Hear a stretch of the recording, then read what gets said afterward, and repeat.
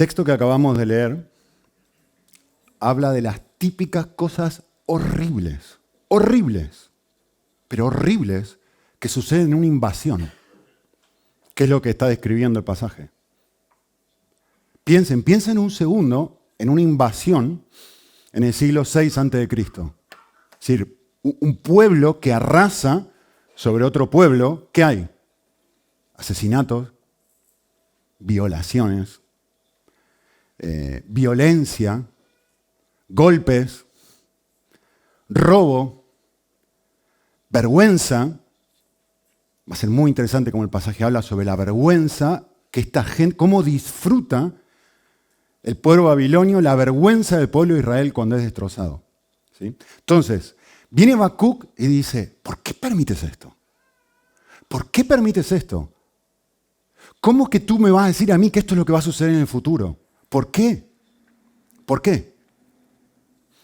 Es más, mira al pueblo de Israel y decía, esto es lo que yo odiaba antes del pueblo de Israel y ahora va a venir otro pueblo que es peor y va a hacer exactamente lo mismo. ¿En serio, Dios? ¿Por qué permites esta clase de cosas?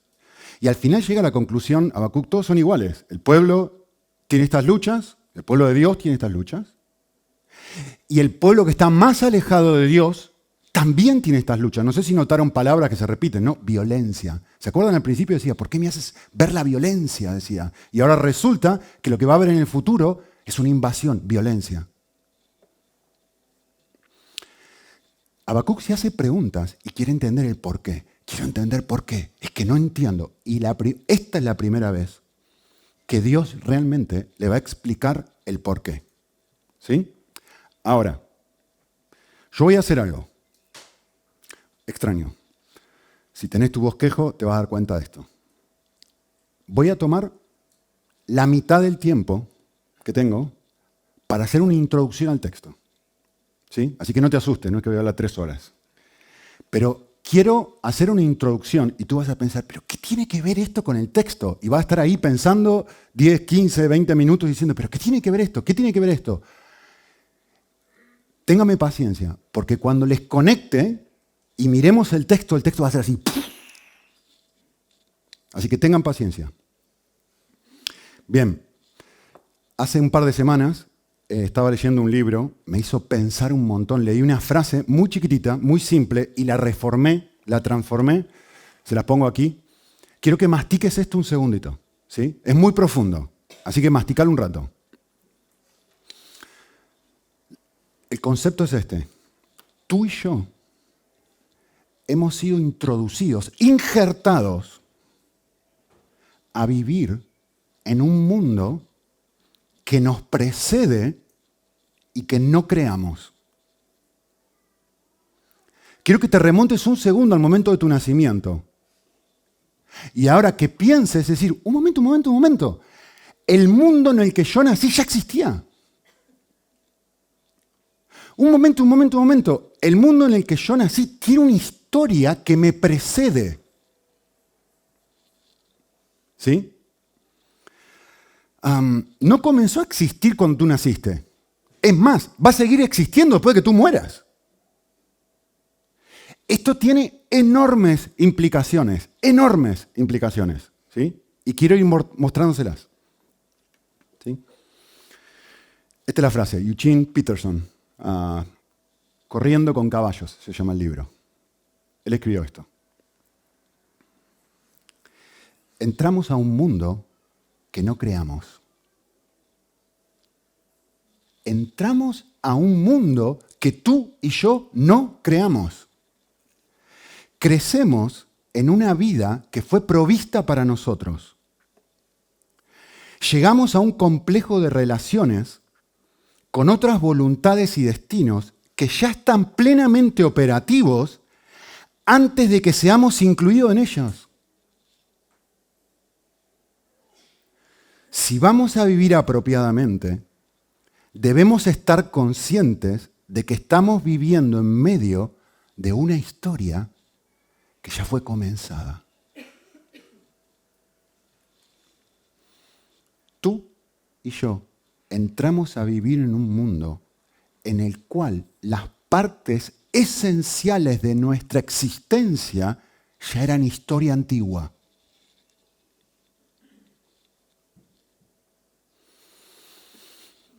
Muchos hechos críticos antes de mi concepción y nacimiento, hay muchos hechos críticos antes de mi concepción y nacimiento que predeterminan la realidad que experimento. Hechos biológicos que me hacen un bípedo que camina y no un pez que nada. Hechos geográficos que me proveen un clima agradable en lugar de la era del hielo.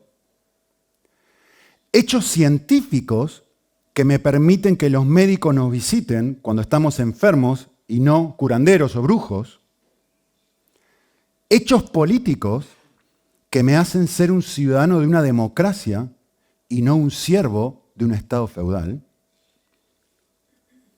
Pero los hechos más importantes de todos son lo que Dios hizo antes de que fuera concebido, antes de que naciera.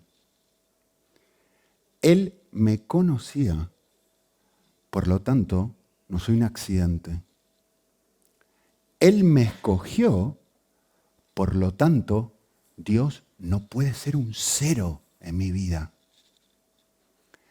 Él me dio, su vida me dio. Por lo tanto, no debo ser un consumidor. Miren, yo no sé si alguna vez les ha pasado esto. Yo no sé, vieron que a veces uno está hablando con 2, 3 personas o aún con una persona y estás conversando sobre algo y tenés una conversación muy profunda con alguien y la venís dialogando y charlando y los dos llegan a un periodo donde están conectados y a la vez, pues sí, discutiendo sobre algo que es importante y tiene mucho sentido y tiene una historia. Hace 2 horas están charlando y viene otra persona, ¿sí? Y se mete en la conversación como si hubiera estado escuchando todo lo que ustedes han estado hablando y empieza a meter bocado sin conocer la historia de lo que ustedes han venido hablando. Y uno mira esa situación y uno dice, pará. O sea, por ahí no lo decís, ¿no? Pero por ahí lo pensás y decís, un momento, te metiste en medio de una conversación que tiene una historia detrás, que desconoces. Estás emitiendo opiniones sobre cosas que ni siquiera sos consciente, que ya hemos dialogado o que tienen un... Te digo algo. ¿Querés participar? Genial, pero primero ponete en tema. Ponete a pensar en todas las cosas que hemos estado hablando antes y después podés participar de la charla. Hay un antes, ¿qué quiero decir? Hay un antes que necesito saber en una conversación si quiero ser parte sabia de esa conversación. ¿Sí? Eugene Peterson dice esto. Es difícil cultivar este tipo de profunda conciencia en la memoria. No recibimos ayuda de nuestros contemporáneos, quienes raramente se remontan más allá de los minutos de su anterior encuentro en un intento por comprender la agenda de su humanidad. Estamos tan acostumbrados a considerar todo a través del prisma de nuestros sentimientos actuales y de nuestras recientes adquisiciones, que es un cambio radical considerar el vasto antes. Pero si hemos de vivir bien, es necesario que lo hagamos. De otra forma, tendremos una vida débil e insegura, ignorantes de la gloria que nos conoce, que nos ha elegido y que se ha dado por nosotros, Dios.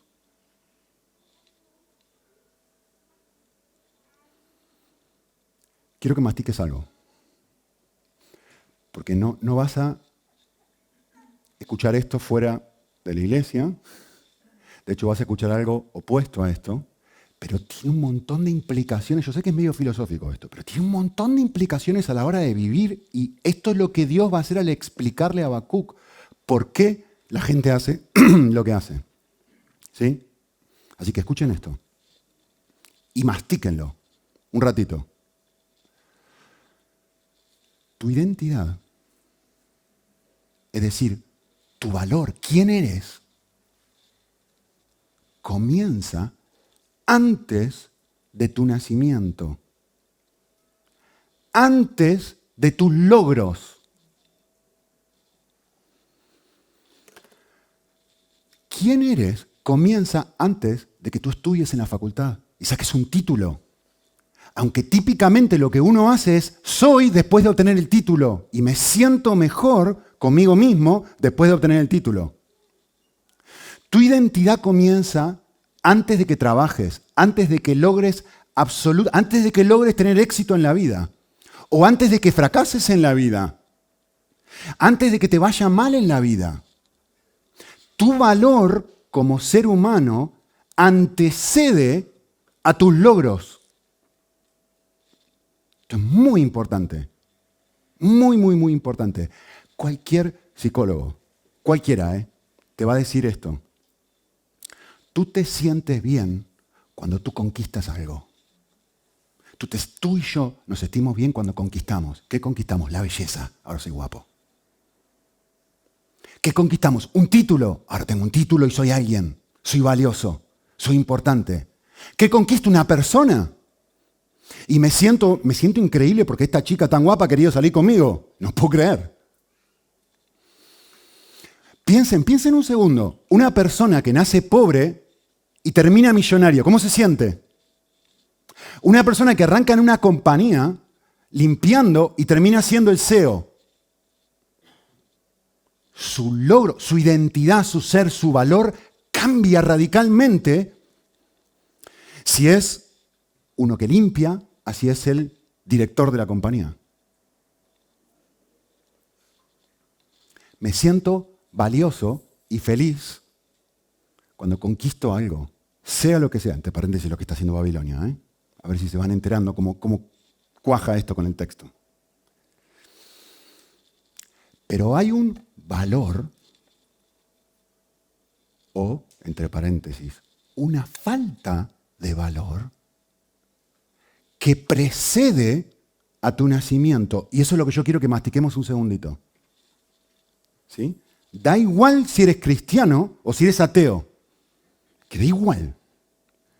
Hay un valor como ser humano que te antecede o que deja de existir según tu cosmovisión. Y eso es lo que quiero que mastiquemos un segundito. Cuando estaba en la primera clase de teología sistemática que tomé en los Estados Unidos, había un profesor que tenía 2, 3 cerebros juntos, que enseñaba una materia muy, muy compleja. Y me acuerdo, nunca me voy a olvidar cómo él arrancó el primer día en la asignatura. Hice una pregunta. Yo les voy a hacer esta pregunta a ustedes para que la mastiquen. ¿Sí? Es muy filosófica, pero es muy importante. ¿Sí? Él dijo esto. Alumnos, quiero que se pongan a pensar lo siguiente. ¿Por qué existe algo en vez de que no exista nada?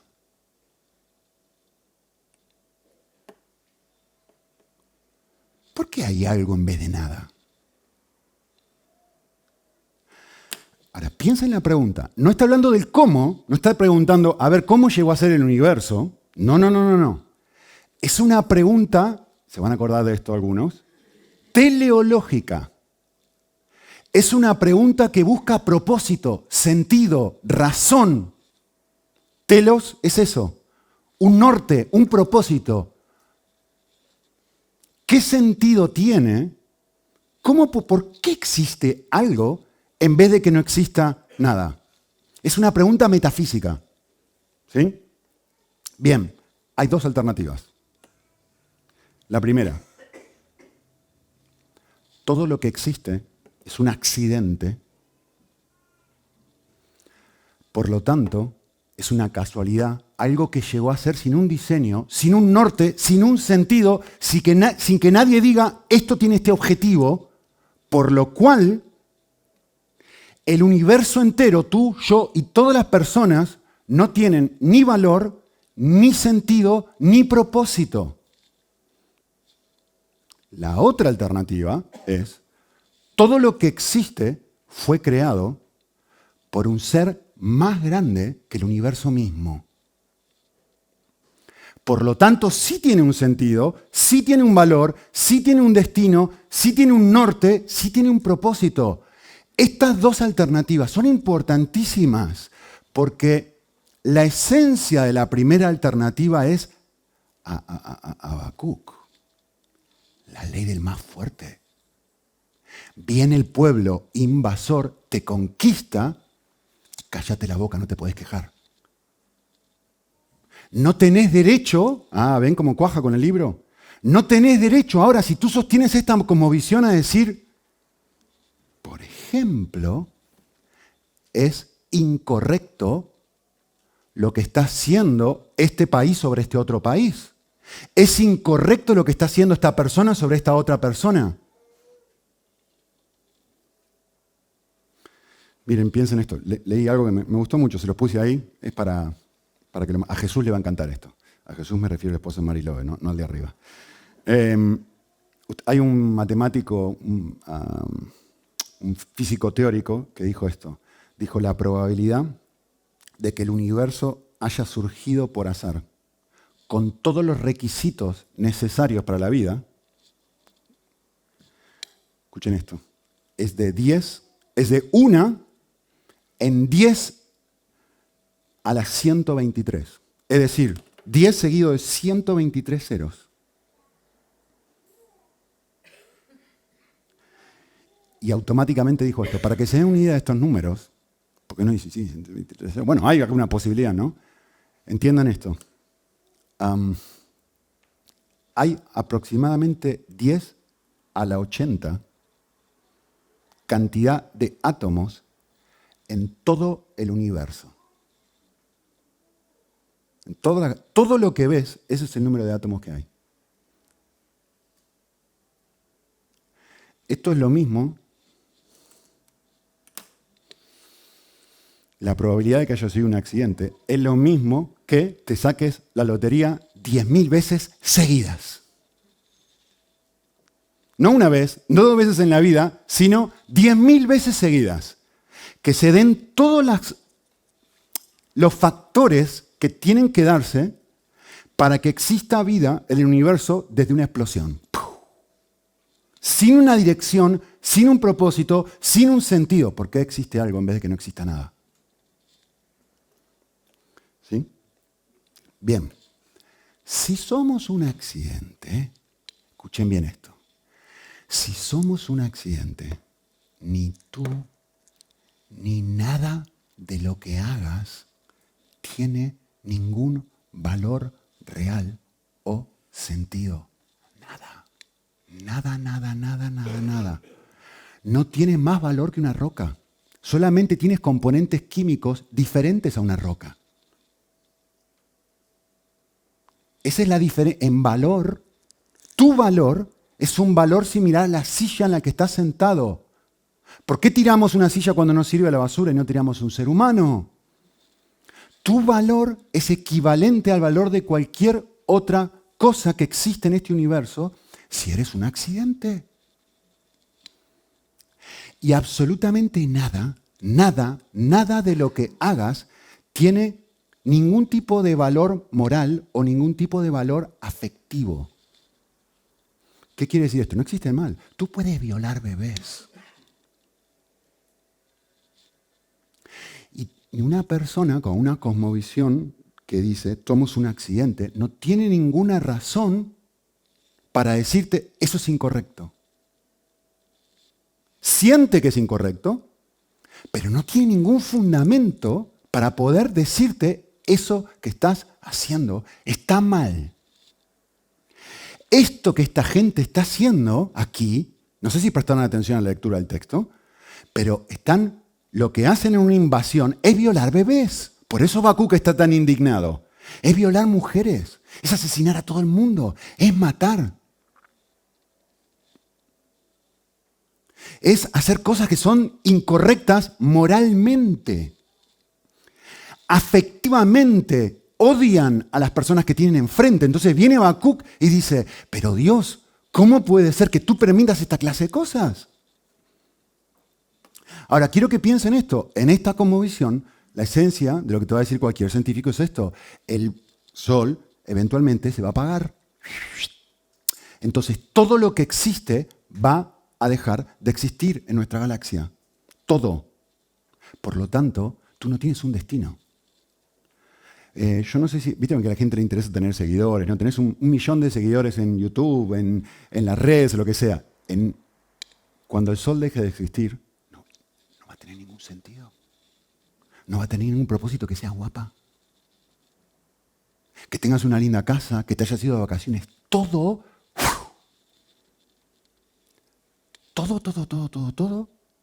va a desaparecer. Todo. Ahora, puesto que cualquier persona justa y honesta, atea, te va a decir que todo es así, resultado de esto, como no existe un propósito, lo que tú tienes que hacer es crearlo. Y esto es lo que escuchamos todo el tiempo en las redes sociales, en la tele. Tú tienes que crearle sentido a tu vida. Tú eres el encargado de crearle sentido. No hay sentido, pero tú tienes que inventarlo. ¿Sí? Por eso, si te hace bien, hazlo. Este es el pensamiento. Si te hace bien, hazlo. Nadie tiene derecho a decirte cómo vivir. ¡Charán! Así que, conclusión, y vamos al texto. Esta es mi conclusión. Si el origen del universo es un accidente y no tiene propósito, no tiene un diseño, no tiene un telos, no tiene una razón de ser, y por lo tanto tú no tienes valor y nada de lo que hagas tiene valor, y el destino del universo no tiene un propósito porque un día dejará de ser, al menos sé lo suficientemente consistente como para decir que tu presente tampoco tiene valor, y tampoco tiene presente, y tampoco tiene sentido. ¿Por qué dije todo esto?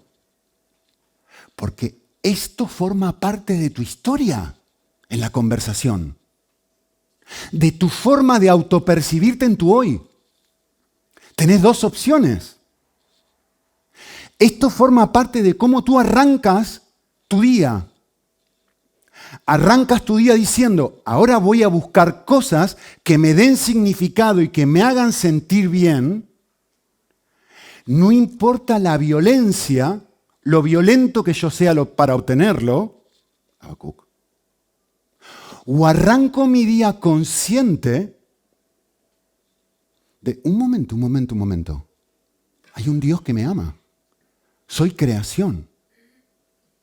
Y vamos a ver las implicaciones. ¿Sí?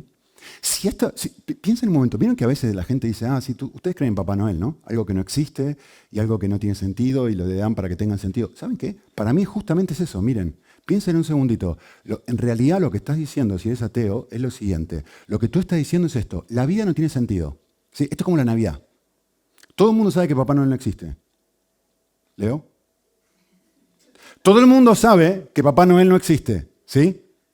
Pero ahora vamos a fingir que existe para que la Navidad tenga sentido y la pasemos bien y nuestra vida sea agradable. ¡Charán! ¿Quién cree en Papá Noel? Si yo soy un ateo, lo que tengo que admitir es, la vida no tiene sentido, pero creemos un sentido para que la vida sea tolerable. ¿Quién cree en Papá Noel?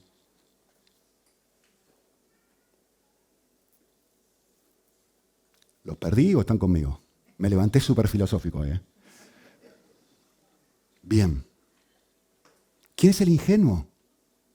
¿Quién es el que tiene que taparse los ojos, los oídos para decir, voy a tolerar la vida? Perdón, ¿no era eso lo que me criticaba Freud? Yo te pregunto, ¿quién es el que tiene que taparse los ojos? ¿Quién es el que tiene que taparse los oídos y crear un sentido cuando sé que no lo hay? ¿El que cree o el que no cree? Bien, genial. Mi introducción. Frené. ¿Cómo se relaciona esto con Habacuc? Bien. Dios nos va a decir en Habacuc, y lo voy a resumir en una frase, Dios va a decir esto. Dios va a responder a Habacuc ¿Por qué permites que la gente viva de forma tan violenta y trate a la gente de esta otra forma? Y Dios, el resumen de todo lo que leímos es esto. Babilonia está viviendo de esta forma, bajo la ley del más fuerte. Voy y conquisto pueblos. El pueblo de Israel, el pueblo de Dios está viviendo de esta forma. Voy y conquisto a otra, voy y me aprovecho de mi hermano que tiene menos. ¿Sí? El pueblo de Dios y el que no es pueblo de Dios está viviendo de esta forma. ¿Sí? Y Dios dice a Habacuc en este pasaje esto. Esta es su respuesta. Tú puedes elegir vivir así, pero no puedes vivir así sin consecuencias. Miren, 5 veces en el texto él va a repetir una frase. Ahora el que está hablando es Dios, acuérdense. Entonces, él va a decir 5 veces algo. Cuando Dios dice algo 5 veces, más vale que prestes atención. Dice en versículo 6, ay del que hace esto. Versículo 9, ay del que hace esto. Versículo 12, ay del que edifica una ciudad. Versículo 15, ay del que da de beber a su prójimo. Versículo 19, ay del que le dice, un ay es una expresión de pesar que anticipa un dolor. Esto es como decir, pobrecito, pobre de ti, si haces esto. Esa es la idea. Mira, lo que Dios está diciendo, se lo voy a poner en exagerado y ahora lo voy a poner en un ejemplo bien práctico para que se dé una idea de cómo nosotros vivimos así. Si violas bebés, eso tiene consecuencias. Tiene consecuencias emocionales y espirituales sobre ti. Tiene consecuencias sobre el bebé. Tiene consecuencias sobre la sociedad que van a vivir todos con miedo. Tiene consecuencias morales, espirituales. Incluso quizá termines en la cárcel si te agarran. Una y otra vez el texto dice esto. Ay del que haga esto, versículo 6. Ay del que aumenta lo que no es suyo. ¿No se levantarán contra ti tus acreedores? Ah, un momento. Vas a tener consecuencias sobre esto. Esto es lo mismo. La frase es exactamente lo mismo que vieron que si alguien dice, ay, pobrecita de la mujer que se case con Leo. ¿Por qué asumen que es nuestro Leo, otro Leo? Mal pensados. Bien. ¡Ay de la persona que se case con este! ¡Ay de la persona que se case con esta otra! ¿Qué estás diciendo cuando decís eso? ¿Qué estás diciendo? Lo que está diciendo es, puedo anticipar, conozco el carácter de esta persona, puedo anticipar lo que le va a pasar a esta persona. ¿Sí? Realizar esta acción, casarse, produce esta consecuencia. Por eso expresa este dolor anticipado, decir, ¡ay, pobrecito de esta persona! Esto es lo mismo que Pablo dice en Gálatas 6. No dejéis engañar. Nadie burla a Dios. Todo lo que el hombre siembre, eso segará. No podés liberarte de las consecuencias. Si sembrás una cosa, cosechás eso mismo. Mi última cita del libro. Muy buena. Tenemos poder de decisión sobre algunas cosas y sobre otras no. En esta no. Esta es la clase de mundo en la cual nacimos. Dios lo creó. Tiene sus normas. O somos un accidente, tú eliges. Si tú eliges esa trayectoria, tienes tus consecuencias. Pero si eliges esta trayectoria también. Dios lo creó. Dios lo sustenta. Y puesto que Él se dio a sí mismo en una cruz, dar es el estilo de vida del universo. Fantástico eso. Darse. Vivir para otros, el gran mandamiento. Amar a otro, amar a Dios con todo mi corazón, con toda mi alma y con todas mis fuerzas, y a mi prójimo como a mí mismo. Este es el rumbo del universo. Tú puedes decidir otro rumbo, pero no decidir este rumbo tiene sus consecuencias. Dar es el tejido en la tela de la existencia. Fabuloso esto. Entre paréntesis, yo te pego una pregunta y por favor, pensá un segundito. ¿Cómo te sientes tú cuando alguien te da? Pero cuando alguien te ama y te da de una forma que te sorprende, de una forma muy generosa, de una forma que no esperás, de una manera extravagante, diferente. Y decís, ¿y si esta es la fibra del universo? ¿Y si esto tiene sentido?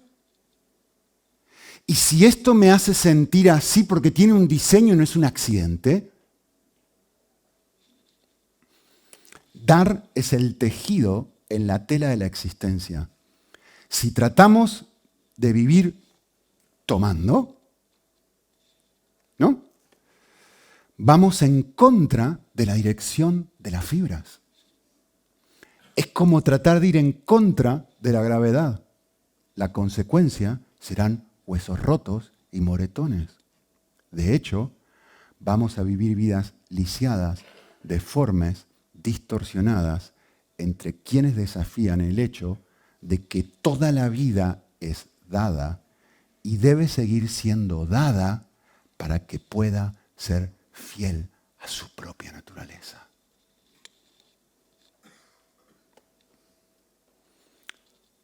Esta es la forma en la que funciona el universo.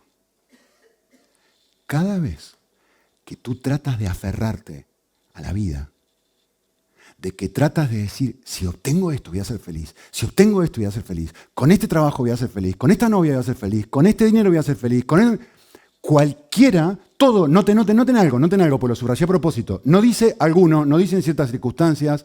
Jesús dice, cualquier persona, el pueblo de Dios y el pagano. Todo el que está intentando autosalvarse, lo que termina pasando termina perdiéndose. Y todo el que abre las manos, el que suelta, el que entiende que hay un diseño en este universo y que hay una historia previa a la cual ha sido injertado e invitado a vivir, y esta es la fibra del universo, ¿cuál es? Todo el que cambia de telos, todo el que cambia de propósito, todo el que cambia de norte, ahí lo dice, por causa, eso es el telos. Todo el que dice, para mí el vivir es Cristo.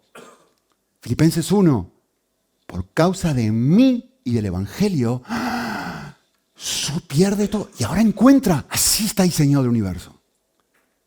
Y quizás es bueno que pienses un segundo en momentos en tu vida en donde has decidido creer este principio y cómo te ha ido. ¿Y cómo te ha ido cuando has rechazado este principio?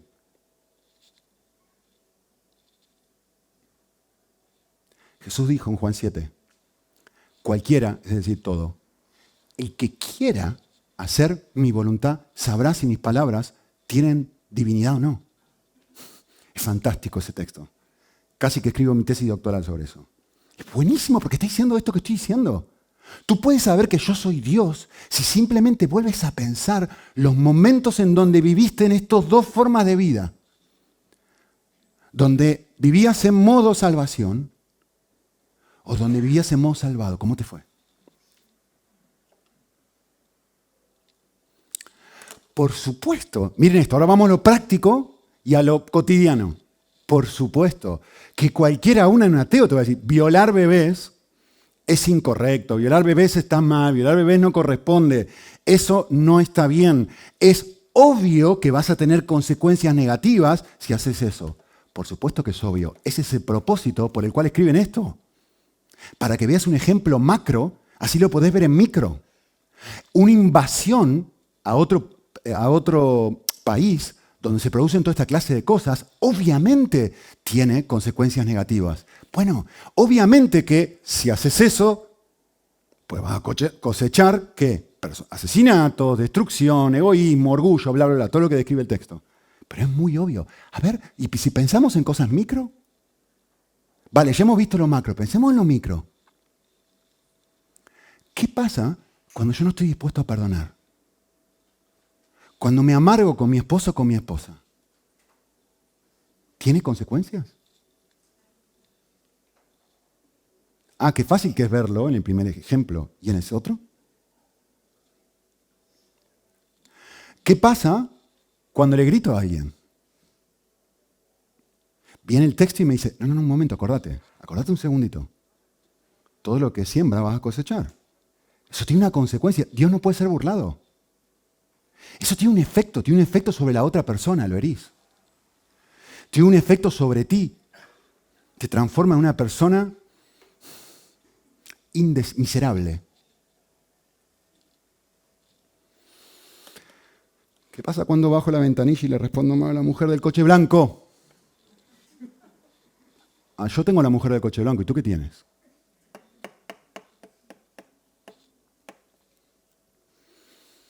Drogarme con mis distracciones y pasatiempos tiene un efecto. Apaga mi deseo por Dios. Apaga. Entregarme a la lujuria tiene un efecto. Dios me ama, Dios me perdona, pero tiene un efecto. Tiene un efecto sobre mi persona. No buscar a Dios diariamente, por supuesto que tiene un efecto. Y buscarlo también tiene un efecto. Cuando yo separo todas las mañanas media hora para estar con el Señor y digo, aunque llueva, truene, relampaguee, yo voy a pasar mi tiempo con el Señor, claro que tiene un efecto sobre tu vida, claro que tiene un efecto sobre cómo vivís el resto del día, claro que tiene un efecto sobre tu familia, por supuesto que tiene un efecto, positivo o negativo. Dios no puede ser burlado. ¿Lo ven? Miren uno más, práctico. No tener a alguien que me discipule, ¿les parece que tiene un efecto o no tiene un efecto? No buscarlo. ¿A ti te parece que tu vida podría crecer en otro nivel si no decís, necesito a alguien que se siente conmigo y me ayude a crecer en mi vida espiritual? ¿Será que tendrá un efecto sobre mi vida eso? Perdón, ¿será que yo haga eso con otra persona y se lo dé a esa persona? ¿Será que tiene un efecto sobre esa persona y aún sobre mí, sobre el reino de Dios? No voy a hacer esto. A ver, obviamente, por tiempo, yo no voy a mirar todo lo que el texto dice, simplemente quiero mostrárselos. Hay dos formas de mirar este texto. Mirar uno a uno en las cosas que esta gente hace, que se los voy a mostrar en 30 segundos, o mirar lo que tienen en común. Así que yo lo único que voy a hacer es mirar lo que tienen en común, muy rápido. ¿Sí? En los versículos 2 al 6, al 8, perdón, 6 al 8, Dios lo que va a hacer es condenar la avaricia. Ay del que aumenta lo que no es suyo. ¿Sí? En el versículo 9, lo que va a hacer es condenar la deshonestidad. Ay del que obtiene ganancias ilícitas para su casa, para poner en alto su nido, para librarse la mano de la calamidad. ¿Ustedes se dan cuenta de lo que está haciendo esta persona? Es fabuloso, ¿eh? Está diciendo, no me importan las decisiones éticas que yo tengo que tomar para tener seguridad económica. No me importa si esto me aleja de Dios. Lean el versículo 9. Esta gente lo hace por seguridad. Lo que quieren no es ser millonarios, lo que quieren es seguridad. Por eso dice, para poner su nido en alto y librarse de la mano en la calamidad. ¿Sí? Versículo 12. Ay del que edifique una ciudad con sangre y funda su pueblo con violencia. Ahí lo tienen. Versículo 15. Esto es fantástico. Y ahora voy a hablar de partido. Me tocaba. Ay del que da de beber a su prójimo. Ay del que mezcla tu veneno hasta embriagarlo para contemplar su desnudez. ¿Ustedes saben lo que está diciendo el pasaje? Imagínense esto. Imagínense una ciudad conquistada y ahora está toda la gente ahí y lo que hacen es desnudarlo a la gente. ¿Qué están haciendo? ¿Saben qué están haciendo? Se están gozando de su vergüenza. Están disfrutando de la vergüenza que está pasando a esta gente. ¿Ustedes se dan cuenta que somos iguales a esta gente? Que yo puedo usar un partido de fútbol para venir acá y decir, y herir a la persona y desnudar su vergüenza.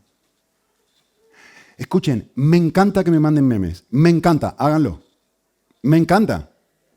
Me encanta el sarcasmo. Lo disfruto. A David le digo que es un amargo, a Diego le digo mi gordi, a Leo no le voy a decir lo que les digo.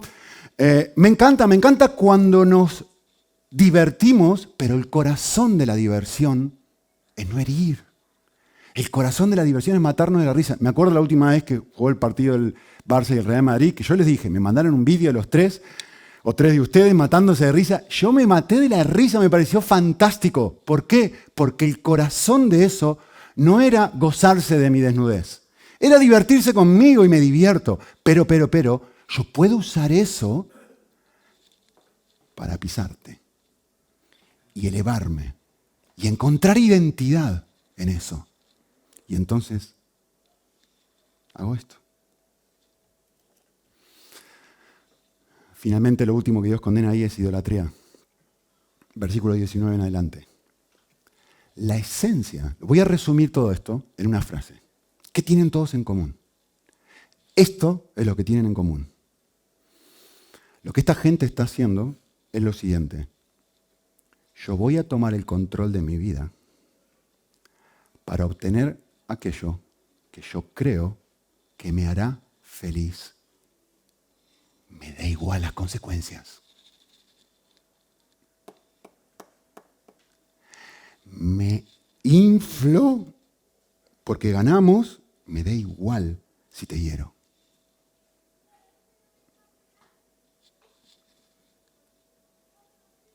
Me da igual tu vergüenza, me da igual tu dolor. ¿Ven el ejemplo? Apliquen esto a todo.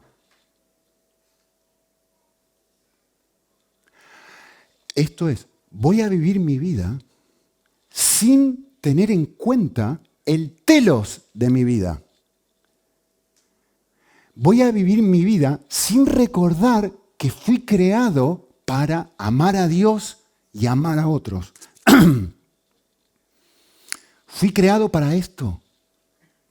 Y ahora me da igual las decisiones morales, éticas y afectivas que esto tenga sobre Dios o sobre otros, porque yo quiero lo que quiero y lo voy a obtener. ¿Se dan cuenta? Si tengo que acumular, voy a acumular.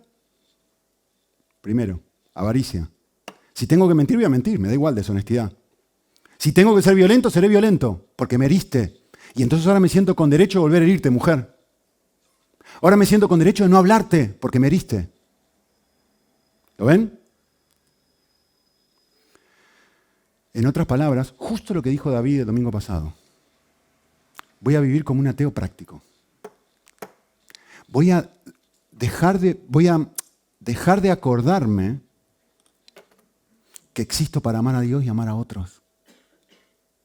Y voy a ir a la iglesia un domingo, escuchar el mensaje y ahora el resto de la semana vivo así. Voy a crear una identidad, voy a crear un valor y no me va a importar lo que tengo que hacer para obtenerlo.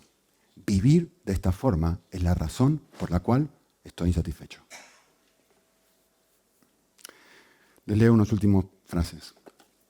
Estaba releyendo, tuve un tiempo de retiro la semana pasada, me fui a pasar el día a la Viñuela, solito, y releí un libro que me encanta, es uno de mis libros favoritos. Si te vas de tiempo de retiro, Henry Nouwen tiene que ser tu compañero de viaje. Hay una parte en el libro en donde él habla de la fragilidad de construir una identidad, de intentar hacer esto, en vez de recibirla, que es lo que Dios va a mostrarnos en un segundo. Y él dice, vivir de esta forma produce esto. Basta una palabra hostil para hacernos sentir tristes y aislados. Basta un gesto de rechazo para sumergirnos en la autoconmiseración. Basta un solo fallo en nuestro mundo para hundirnos en nuestra depresión autodestructiva. Ay de la persona que crea su identidad. Escuchen esto. Aunque hayamos aprendido de la televisión, del internet, de la sociedad, de todo el mundo que te grita y te grita y te grita la gran supuesta verdad que tienes valor, no sé dónde sacamos que tienes valor, más que una roca, no sé cuál es el fundamento para decir eso, pero te lo dicen, eres valioso, eres valioso, eres valioso, eres valioso. Aunque hayamos aprendido que nuestro valor supera lo que el mundo nos atribuye, sin embargo, seguimos dando un valor externo a las cosas que poseemos, a las personas que conocemos a los proyectos que hacemos y a los éxitos que cosechamos. En nuestro aislamiento tenemos tal necesidad de simpatía y de amor que llegamos a ser hipersensibles a los numerosos signos del ambiente que nos rodea y fácilmente hostiles hacia quien dé la impresión de rechazarnos. No me saludó. No me dijo que soy guapa. No me sirvió. No me pidió disculpas.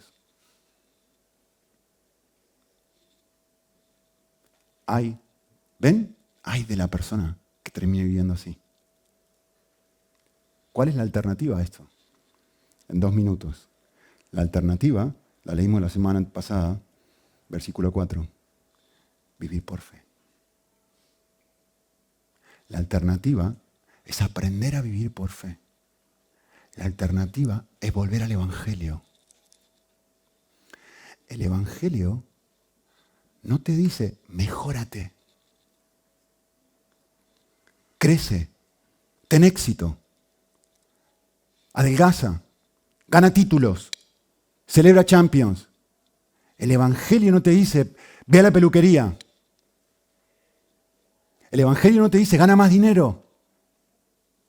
El Evangelio te dice justo lo opuesto. El Evangelio te dice, reconoce lo que eres. Date cuenta que lo que los babilonios tienen en macro, tú lo tienes en micro. Cuando estaba releyendo el libro este que les dije en Owen, leí una nota que puse en el libro. Me encanta marcar los libros, tengo todos los libros, son un mamarracho, un desastre, con colores y con notas. Y releí una nota que yo mismo escribí y la leí y la pensé y la mastiqué. Y digo, esto es oro. Le voy a leer la nota que puse. Muy, muy bueno. Escuchen. Ser pobre de espíritu es aceptar que soy lo opuesto a lo que estoy intentando probar.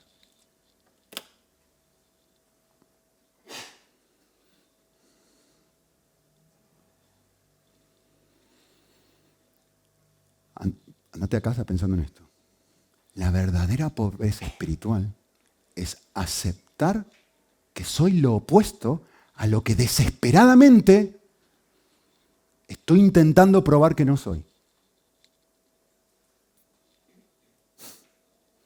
Estoy intentando probar que soy espiritual, inteligente, guapo, exitoso, que no caigo, que no tengo problemas. Justo lo opuesto. La esencia del Evangelio te dice, así vive un babilonio. Tú puedes venir a Dios no intentando mejorarte.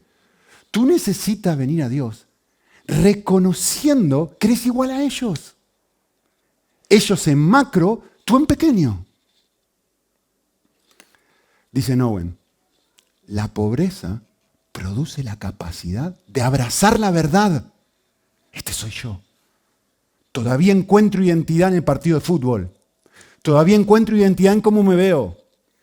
Todavía encuentro identidad en mi éxito laboral, en mi éxito ministerial, en lo que sea. Todavía me siento inseguro, todavía tengo temores. Todavía lucho, todavía estoy incompleto. Todavía me cuesta. El Evangelio te regala la posibilidad de venir así. Eso es la verdadera pobreza espiritual. Es la disposición interior que nos permite bajar las defensas. Es fabuloso esto. ¿Por qué? Porque soy amado. Porque no soy un huérfano cósmico. Porque no soy un accidente. Porque tengo un origen y tengo un destino. Por eso puedo. No porque soy fuerte. Justo al revés. No porque soy como ellos. Justo al revés. Me encanta esto. Lean, disfruten. Presentar la otra mejilla significa mostrar a los enemigos que pueden ser tales solo suponiendo que nosotros nos aferramos ansiosamente a lo que poseemos. Sea lo que sea. El saber, el buen nombre, la tierra, el dinero o los objetos que hemos ido reuniendo. El pobre de espíritu está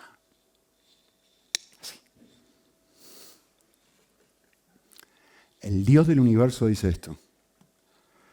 Cuando tú reconoces tu pequeñez, entonces yo activo mi amor. Entonces yo activo mi misericordia. Entonces yo activo mi fidelidad. Entonces yo me acerco a ti. Así, esta es la fibra del universo. Así funciona. Tú pierdes tu vida. Estaba tratando de generar identidad aquí. Estaba creando un ser bello. Estaba protegiendo mi pequeño reino. Estaba tratando de crear todo esto. Lo miro, lo acepto y digo, soy así. Aquí vengo, Señor, con todo esto. Cuando yo vengo con mi pequeñez y mi pobreza espiritual, el Dios del universo me muestra su amor. ¿Por qué? Porque Dios vino a buscar a los enfermos. La sanidad se produce cuando reconozco mi origen, mi presente y mi futuro. Mi origen. Fui creado por amor. No soy un accidente. Esto es como con un papá, ¿vieron? Como un papá y un niño que quieren tener un bebé desesperadamente y no pueden. Están desesperados por tener un hijo. Esa sensación de decir, quiero un hijo.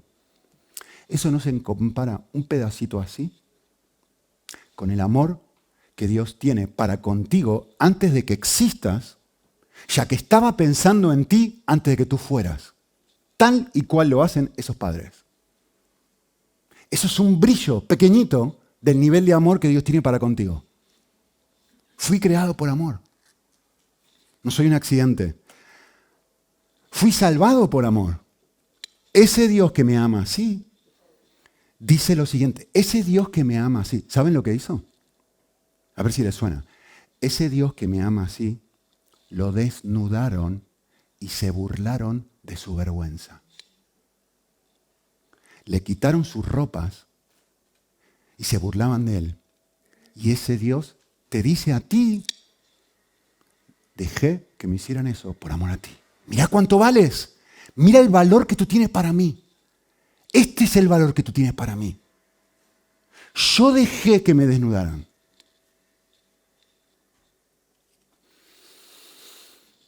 Estoy siendo guiado por amor. Porque ahora entiendo las consecuencias y digo, esto funciona así, las consecuencias de mis elecciones. Y Dios lo hace para amarme. Y finalmente me espera un destino de amor. Como un niño que sabe que va a ir a Disney, ¿no? Y dice, voy a ir a Disney, voy a ir. ¿Qué sucede en el niño? Desesperado, un gozo tremendo sabiendo que va a ir al parque de diversiones, sabiendo que va a ir a lo que sea. Esto es ni un gramo. Disney, el Caribe, las mejores vacaciones que te puedas imaginar, la mayor relación o experiencia o sueño que tengas, no se puede comparar con la gloria futura que nos espera y que nos va a ser revelada. Y eso es amor. ¿Y si vives así? ¿Oramos un minutito? Sí. Señor,